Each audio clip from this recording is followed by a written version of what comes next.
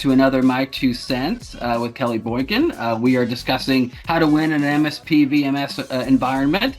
And our next segment's really focused on some of the biggest mistakes, unfortunately, that we personally experienced, that we've seen throughout our years in recruitment and staffing. But most importantly, lessons learned and takeaways that for all of you that may be interested in supporting MSP programs or new suppliers to programs, so you're set up for success. So I guess with that said, without airing all of our dirty laundry, Kelly, what are your thoughts on some of the most common pitfalls that new suppliers make in MSP programs? Yeah, I think it strangely enough starts at the top. Where I see a lot of things go wrong is if there isn't true buy-in from the top down that we actually want to participate in this business.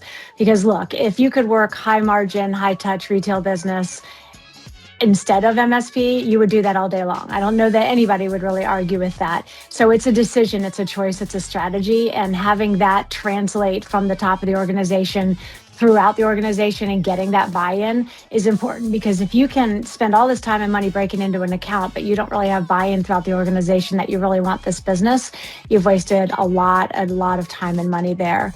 The second thing that happens, and we talked about this on the last episode, is treating that business the same way you would retail business in terms of how you sell to it, how you deliver to it, how you build relationships. It is different business. So number one, do you buy into it? Number two, are you thinking about it differently than the rest of your business? And then the third mistake I think that happens a lot is that the shiny penny in the corner. You've got this work coming in and then you get a big project or something happens and this is deprioritized very quickly for something that's prettier or shinier. And that, again, just wastes a lot of time and money and sets you back.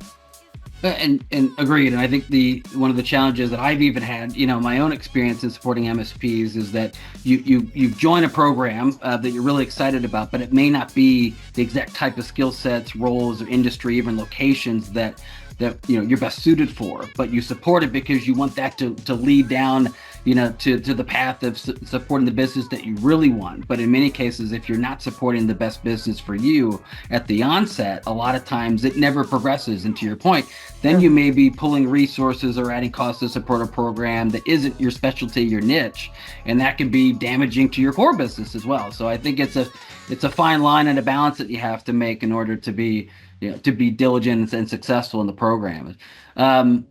Just curious, where do you see some like the leading indicators or signaling to a supplier that they are falling behind or that they are struggling and making some mistakes? Yeah.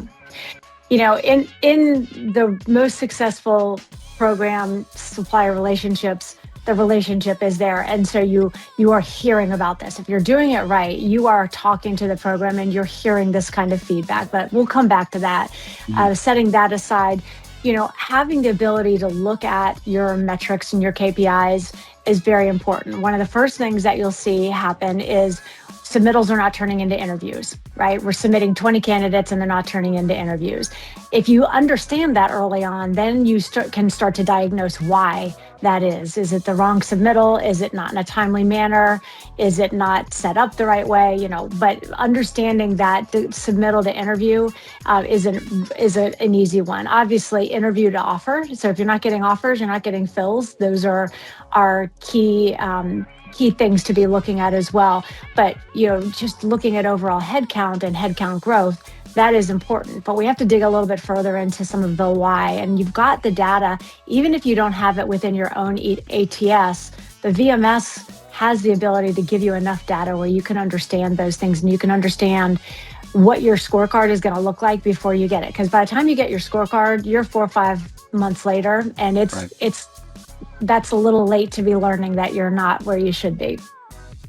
Well, absolutely. I think too, understanding how you're performing proactively is critical. Even with our customers now, we oftentimes the data that we share, that we track on a daily, weekly, monthly basis, is data that is being pulled from the system or is being used in the scorecard. So rather than having to find out how did we do for the last quarter, we already are planning and preparing for that in each in each report mechanism that we have. So, I think being proactive around that and knowing what those expectations are is certainly paramount in success in these programs. Lastly, curious, I know, intake, calls and developing those relationships with the suppliers when you can is premium to any success. So can you share a little bit more about kind of the best ways to get the most out of intake calls? So I think we all know VMSs are filled with very generic templated job orders, and that's by design. But if you have the opportunity to sit on a spotlight call for jobs, that is critical. Now, those don't happen in every single vertical. I mean, you don't see those often in light industrial, but where you do have those, it's really important to join.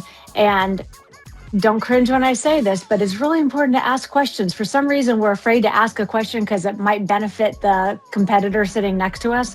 But that engagement, both from the hiring manager and the MSP perspective, is critical. It's a branding opportunity. It's an opportunity for your name and your company to stand out where it's sanitized in so many cases. So, have questions prepared ahead of time. Make sure when you hang up that call, you know what it is you're looking for.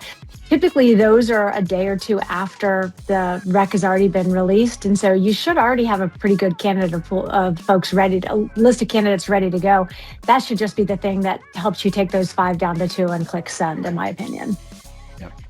And I would say, just in terms of my own experience, where I've had the mentality of, if you build it, they will come. And if you have brute force into a program, that activity is going to breed success. But I think you have to be very thoughtful. Activity, doesn't necessarily mean that it's good activity. And so I think, again, it's really focusing on the niche or the specialties that you have comfort with, and ensuring really that you're not just submitting the first candidate. It's really ensuring that you're stack ranking, to your point, those top 5 to get down to the best 2 candidates. And that's going to breed more confidence from the supplier management team if they're seeing a really vetted, viable candidate. So activity is great, but unless it doesn't lead to that down funnel success, it doesn't really matter. And on the flip side, just because you're getting hires, but you're not actively focusing on the scorecard metrics, may mean there's some exposure in those programs as well. So I think it's that healthy balance that oftentimes isn't followed by a lot of suppliers, and that becomes a challenge for them as many programs optimize or look at changing their supplier base. Absolutely, positively. And there's a lot of that optimization that's been happening over the past few years. So if you're not paying attention to it now, you could be getting yourself in trouble here pretty quickly. Right. And as you said, data tells that story, and so, for you, and every supplier in these groups, if you're not managing that data and really reviewing it, consistently, it can backfire, if you're not prepared. So thank you again, Kelly, for your insights. Look forward to our next segment. We'll really talk more about what everything that we've discussed thus far goes into an MSP stew and some of those recipes for success to be competitive in those programs. So until then, we hope you have a great rest of the week, and talk to you soon.